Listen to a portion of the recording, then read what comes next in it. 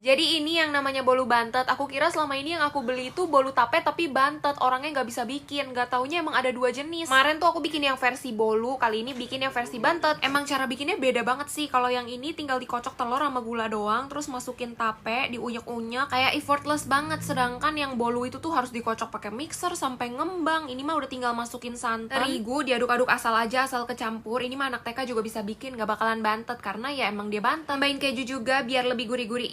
Terakhir tinggal masukin butter. Ini harusnya kejunya tuh di awal tapi aku lupa. Aku beli di pasar ini tuh satu potongnya 5.000 dan ternyata ini lumayan mahal sih modalnya. Itu yang jualan untung nggak ya? Dia tuh cuma sedikit soalnya telurnya dikocoknya nggak sampai ngembang dan akhirnya tuh adonannya padat kayak gini. Tapi kan siapa tahu dia bisa naik ya kan adonannya. Terus ini tinggal tambahin keju aja yang banyak. Kalau bolu tape teksturnya tuh kayak kue. Nah kalau yang ini aku agak susah jelasinnya. Kayak brownies tapi bukan brownies. Jauh lebih lembut kayak puding tapi bukan. Mirip bread pudding gitu sih. Nggak taunya waktu mateng ini tuh nggak naik sama sekali. Jadi ya udah bentukannya ya gini aja nih kayak bantet gitu loh. Aku bikin satu loyang kayak gini abisnya baru 4 harian karena jarang ada yang suka makanan manis di rumah. Tapi keju bagian atasnya tuh enak banget kalau dimakan sama tapenya karena dia crispy gosong gitu. Kira-kira yang jualan di pasar tuh untung nggak ya? Karena dia jual cuma 5.000 doang dan ukurannya tuh lumayan gede. Sedangkan ini modalnya kayak 30 ribuan. Tapi lebih enak ini sih. Pantesan tukang bubur cepet naik haji. Ini aku modal nasi yang udah mau basi, udah keringetan aja tuh bisa loh jadi bubur. Tapi aku salut sih, mereka tuh bisa jual harga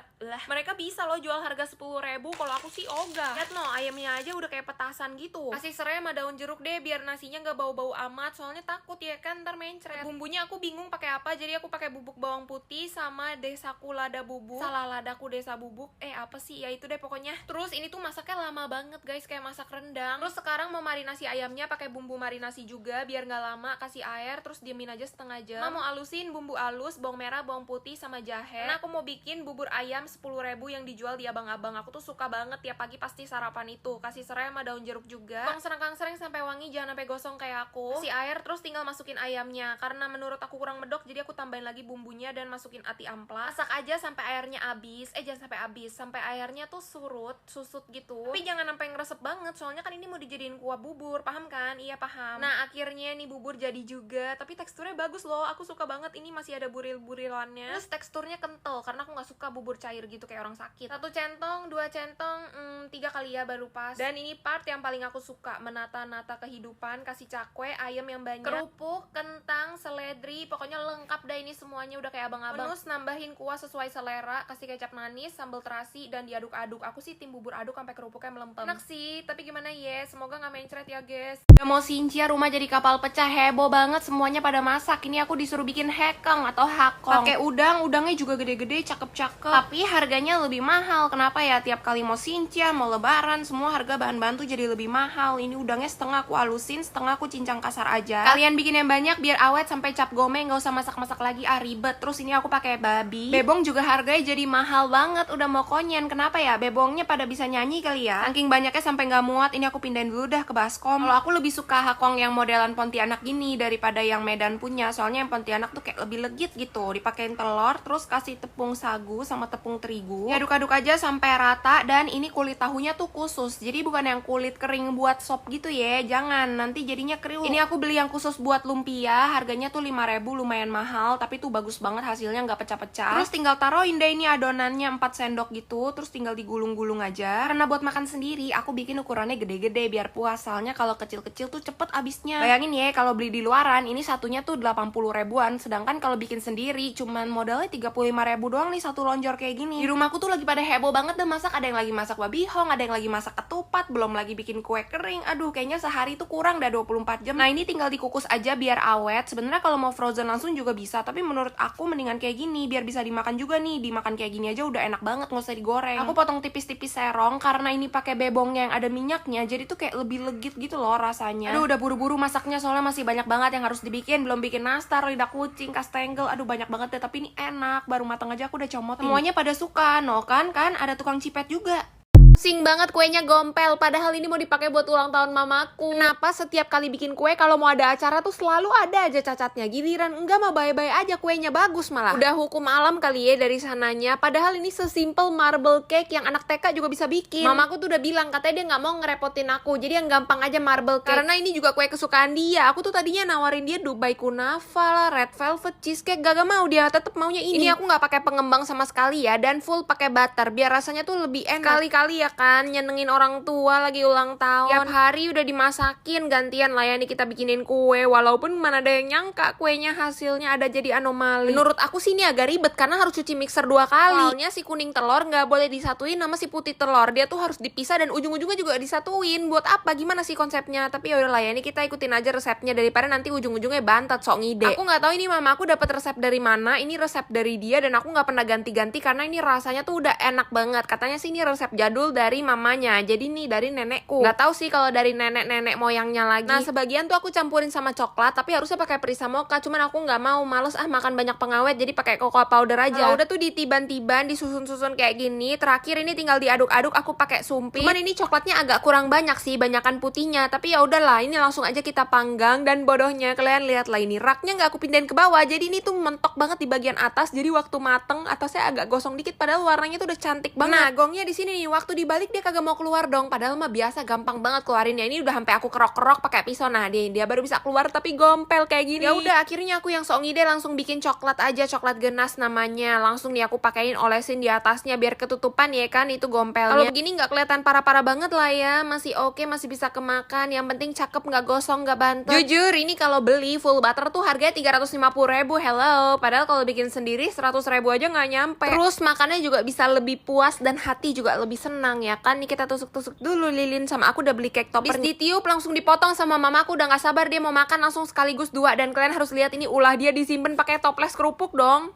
Dimarahin sama mamaku gara-gara aku nggak bisa pilih ikan. Jadi kemarin tuh dia minta tolong aku buat beliin ikan bandeng kan, tapi aku bilang nggak ada, jelek-jelek semua. Padahal mah aku nggak tahu gimana cara pilih yang bagus. Jadi kali ini dia ngajak aku buat ngajarin gimana cara pilih ikan bandeng yang bagus dan gede-gede. Kebetulan nih ada ya, dan gede banget guys, 2 kilo. Terus aku juga baru tahu ternyata di pasar bisa minta tolong dibersihin kayak gini. Keren juga kayak di supermarket. Kata mamaku mumpung ada yang bagus, jadi dia mau bikin pindang bandeng, apa sih namanya, pindang bandeng resep nenek. Ini ikannya dimandiin dulu, cuman kayaknya masih agak-agak kotor gitu ya. Terus mamaku juga minta cabut ususnya, padahal kata masnya itu enak pahit-pahit. Yang aku tahu bandeng tuh harus banyak minyaknya, karena minyaknya itu kesukaan aku. Cuman kan aku nggak tahu ya gimana cara pilihnya yang dalamnya tuh banyak minyak. Nah, kayak gini nih, minyaknya tebel-tebel, cakep. Mohon maaf, saya mah cuma bisanya makan sama ngoceh doang. Kalau urusan masak serahkan ke mama dan mbakku aja. Sumpah ribet banget ini, sampai cabai-cabai sama bumbu-bumbu pun harus dibakar, nggak tahu biar apa. Biar ribet aja kali ya. Kalian pernah makan pindang nggak sih nih ya? Rasanya tuh kayak asem, manis, gurih, sepet-sepet, seger gitu dah pokoknya. Aku pun baru pertama kali lihat bawang dibakar terus digeprek. Kata dia ini tuh masakan yang paling gampang dibuat karena sebuah bumbunya tinggal disatuin aja tuh, tambahin gula batu sama dodol. Nggak tahu lah itu apa namanya, cuma bentuknya kayak dodol ya. Terus tambahin serai, daun salam, sama itu kayak jamur-jamuran. Karena aku adalah anak satu-satunya mamaku yang nggak bisa makan tanpa sayur, jadi dia harus bikinin aku sayur lagi. Apapun itu yang penting harus sayur bentukannya, nggak boleh daging semua. Karena aku ini kayaknya siluman kambing. Pusing kan jadi mamaku, yang satu harus makan sayur, yang satu nggak mau makan sayur, yang satu harus daging, yang satu lagi kalau makan harus ada kue-kuenya. Nah udah belah aja udah mamaku. Terus pindang yang tadi tuh di presto kayak sekitar 2 jaman gitu. Karena aku tinggal mandi, jadi aku nggak lihat waktu dibuka, dan ini jadinya waktu udah di mangkok aja. Ini kesukaanku. Minyaknya tebel banget dan rasanya tuh seger, empuk banget tuh, nggak ada tulangnya. Karena ini udah di presto,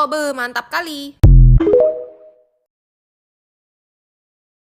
Setelah didiamin berhari-hari, akhirnya buah tep 10 kilo ini udah bisa diolah. Selesai sampai di sana Ferguson. Ngerjain ini aja tuh bisa 1 harian ya. Kalau aku sih bantu videoin sama bantu pegangin aja. Ini mamaku nggak kerjain sendirian ya. Kalau sendirian sih bisa gempor. Aku tuh jarang banget ngontenin ini karena kan harus ngikut ya videonya kemana-mana, dan aku tuh nggak sanggup karena lama banget. Apalagi ini bikinnya tuh seharian. Karena kita harus rebus ini sampai buah tepnya tuh bener-bener hilang. Warnanya sih cantik banget ya. Terus ini ukurannya juga gede-gede. Pokoknya kalau mamaku udah jualan ini tuh udah deh jangan ditanya, pasti udah empuk banget. Aku tuh pernah waktu ikut bukber ada ini juga, manisan kolang-kaling, tapi waktu aku makan keras banget kayak batu, terus cuman rasanya manis-manis sepet gitu loh, bagaikan langit dan bumi. Ini sama punya mamaku. Apalagi kalau dimakan dingin-dingin waktu panas-panas, bah ini tuh nikmat surgawi banget dah. Ini tuh prosesnya panjang banget, direbusnya aja lama, berjam-jam. Kata mamaku ya, kalau cara ngolahnya benar, ini buah tep tuh bisa tahan berbulan-bulan. Tapi kalau kita salah satu langkah aja, ini buah tepnya tuh bakal asem dan langsung failed, gagal, nggak bisa dibenerin. Walaupun walaupun sekarang cari ibu atap tuh lagi susah banget karena semuanya tuh kecil-kecil terus kayak peyang-peyang gitu dan harganya tuh mahal banget, bisa 35-40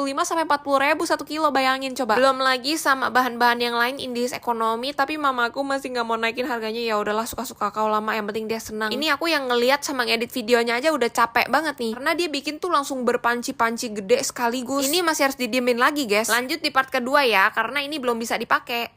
Mamaku batu banget, katanya ikan yang ada di Panada itu ikan cuek, harusnya kan ikan tuna ya. Dia juga kasih tahu katanya adonan rotinya tuh pakai santan. Kata gua, ini mau bikin opor apa mau bikin roti? Ya udahlah, kita ikutin aja nih apa kata Ibu Suri. Kalau nggak jadi ya udahlah, salah dia berarti. Ini sih aku udah curiga ya, soalnya kulitnya tuh lembek banget waktu udah diaduk. Tapi karena udah lama ya udah aku angkat aja. Udah kali sih, cuma sebenarnya agak lembek, beda sama roti yang biasa aku bikin. Dalam nama Tuhan Yesus kita diemin dulu deh ya 1 jam. Bismillah, semoga semuanya tuh ngembang cantik karena males banget ya kan. Paling males kalau bikin roti tuh bantet. Terus ini ikan aku ikutin mama aku aja lah, udah pakai ikan cuek. Tapi makanya ini kurang deh, jadi aku tambahin aja proteina plus karena bisa jadi solusi praktis, tinggi protein nabati dan non kolesterol. Padahal mah harusnya pakai ikan tuna malah lebih enak kali ya. Ini kalau ikan cuek itu gimana ya rasanya? Aku nggak pernah coba sih. Ini aku pakai cabai keriting sama cabai rawit masing-masing 10 biar mencret daripada yang makan. Tapi sini pasti enak banget karena wanginya tuh wangi. Nah ini rotinya cakep sih ngembangnya. Tapi jadi kayak ada bau-bau santannya gitu. Apa emang ini ya ciri khasnya? Ini Panada kalau dijual tuh lumayan loh, satunya 15 atau 20 ribu gitu. Tapi itu sekarang udah jarang banget yang jual Panada kayak gini. Biasa mah sering banget deh yang jual depan rumah lah, lewat abang-abang gerobak lah, di pasar juga banyak. Nggak tahu kenapa nih sekarang dikit banget. Gila nih, warna ikannya cantik banget ya, merah merona. Karena di rumahku orang-orangnya kayak monster, ku tuangin aja nih ikannya seabrak-abrak biar pada puas ya. Makan satu aja cukup karena rotinya cuma ada 10 doang. Nanti kalau nggak kebagian semuanya. Terus aku bingung ya, ini gimana ya, apa bentukannya begini? Udahlah kepang-kepang aja. Jujur ini pertama kali aku ngepang-ngepang kayak gini dan ternyata hasilnya cantik juga nih, kayak pastel. Terus aku shock banget waktu goreng, ternyata ini cepet. Terus dalamnya tuh takutnya nggak mateng kan, tapi ternyata mateng, warnanya cakep sih. Cuman pancinya kayak kurang dalam aja, maaf ya, minim minyak. Pakai ikan cuek aja enak, harusnya mah ini pakai ikan tuna, batu kali mamaku. Apalagi dimakannya waktu anget-anget kayak gini, aduh enak banget.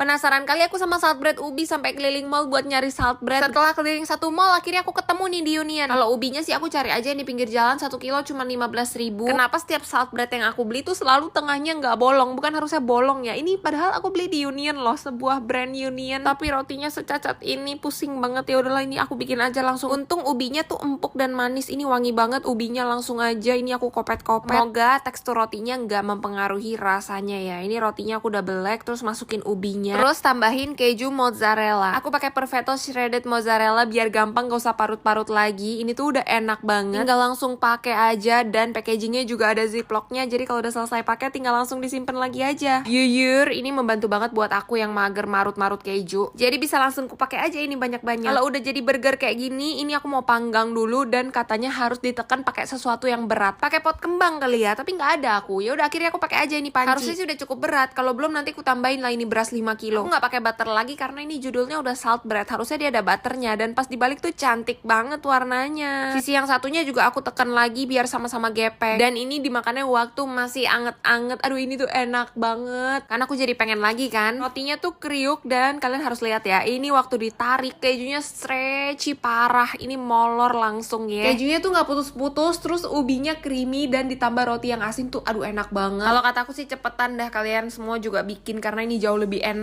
Hari bacang udah lewat, tetep aja aku dibangunin pagi-pagi sama mamaku. Katanya dia mau bikin kicang. Apalagi coba, saking paginya yang punya toko aja masih tidur tuh. Oke, kita udah dapat air abu sama daun bacangnya. Tapi pagi-pagi kan lapar ya. Bisa ngamuk saya kalau disuruh masak tapi belum makan. Aku mau masak nugget gebuk dulu. Nuggetnya aku pakai dari Kenzel Crispy Chicken Nugget. Biar mewah juga aku pakai lah ini kacang mede. Rawitnya 20 biar melek nih mata pagi-pagi. Warnanya cakep banget, jadi tambah lapar aku. Marki buk, mari kita gebuk. Ini malah nggak hancur loh waktu digebuk, mantap kali ini mah. Ini crispy banget, terus dagingnya juicy, tebel. Ambil nasinya dikit aja deh karena aku lagi diet. Biar ada sayurannya dimasakin kol goreng juga sama mbakku. Best banget ya mah. Harapan kayak gini emang paling mantap, nggak level aku omelet-omeletan gitu. Cuman ngotor-ngotorin mulut sama ngelitikin usus doang. Gini doang udah jadi, kalian pada di rumah juga bisa. Ini mah menu satset anti gagal, langsung aja deh kita lahap. Apalagi makannya di uwek-uwek kayak gini. Aduh. Adekku yang kecil kalau lihat ini pasti langsung mangap dia. Kalau adekku yang gede nggak boleh sampai lihat ini. Kalau lihat habis langsung 1 bungkus sama dia. Ya elah, kalau nuggetnya aja udah seenak ini mah mau dipakein sambal apapun bakal tetap enak ya. Kata gua kalian buruan dah cobain ini. Perut kenyang, otak pun senang. Ku mau rendam beras dulu. Kata mama aku ini harus didiemin minimal 12 jaman biar kutu-kutunya pada naik semua. Kan ada aja kan gebrakannya. Jadi nggak bisa bikin satu video loh. Terus daun yang tadi baru dibeli juga harus dicuci karena katanya kotor. Terus harus direbus lagi juga daunnya. Karena katanya kalau bikin kicang itu beda sama bacang. Tapi aku nggak tahu sih ini bedanya di mana karena aku belum pernah lihat mama aku bikin ini. Ya elah, kalau harus nunggu daunnya kering mah sampai besok dong.